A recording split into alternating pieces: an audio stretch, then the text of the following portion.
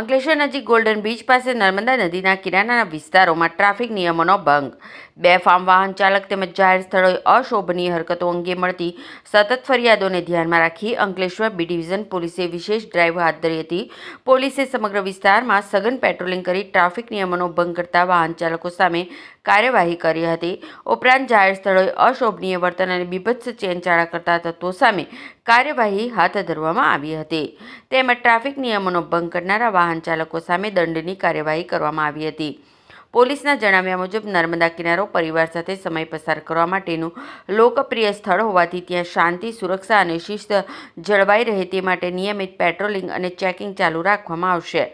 જાહેર સ્થળોની ગૌરવ અને કાયદો વ્યવસ્થા જળવાઈ રહે તે માટે ભવિષ્યમાં પણ આવા તત્વો સામે કડક કાર્યવાહી કરવામાં આવશે.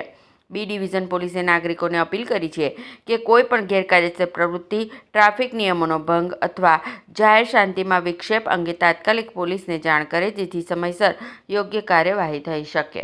ભગવાનભાઈ પટેલ, જૂના બરબારા બેટના સરપંચ.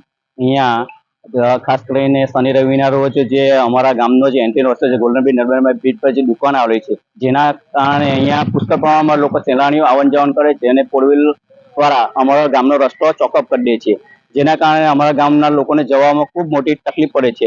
તેમજ અહીંયા અમારા ગોલ્ડન બીચ પાસે નદી કિનારે જે ફરવા લોકો આવે છે તેમાં ગેરકાયદેસરની પ્રવૃત્તિઓ થતી હોય છે અને અવારનવાર અહીંયા આવા જે લવરિયા બધા આવતા હોય છે, જે જાહેર જગ્યા પર ખુલ્લામાં ગમે રંગરંગલા મનાવતા હોય છે, જેના કારણે બહુ મોટું દૂષણ ઉભું થયેલું. જેના અનુરૂપે આજે બી ડિવિઝન પોલીસ સ્ટેશન સાઈડથી અમને